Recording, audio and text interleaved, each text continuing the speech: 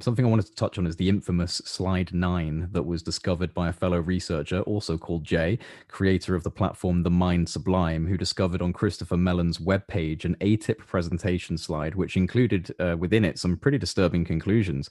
This is what the presentation slide said.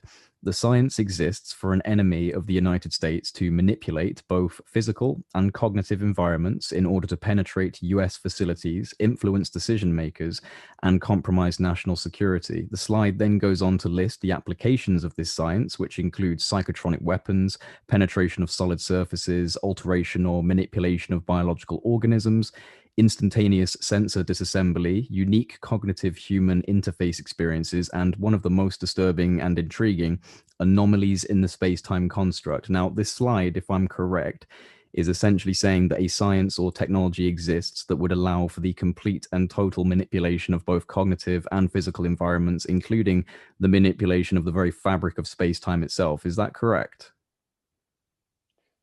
I think that's a pretty fair assessment.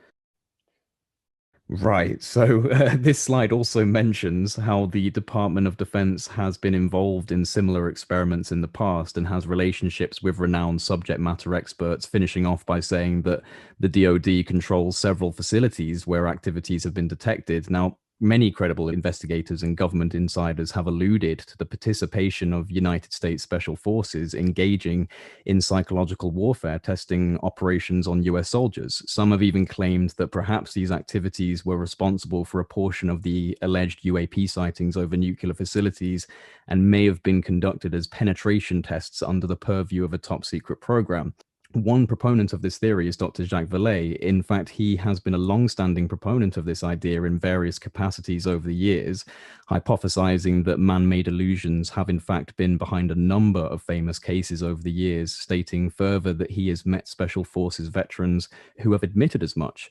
In a fairly recent interview, Dr. Jacques Vallée stated that the famous Rendlesham Forest incident, which took place in the UK, was, quote, simply too similar to other psychological warfare exercises I am familiar with for me to jump to the conclusion that it was a UFO. Now, as I understand it, illusions like this may actually be possible, utilizing, for instance, holography towers and geoparabolic test beds on land that is rich in chromium ore.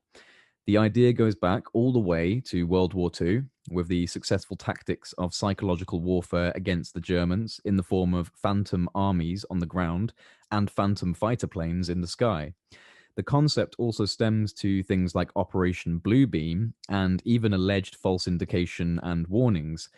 Now, you, sir, with both an extensive background in the special forces as well as heading up AATIP, would appear to be an ideal candidate to speak on this topic. One may even be forgiven for feeling that you would have a need to know on this. Now, with that said, are you aware of any extraterrestrial UAP-related tests ever having been perpetrated against the United States military or the civilian population?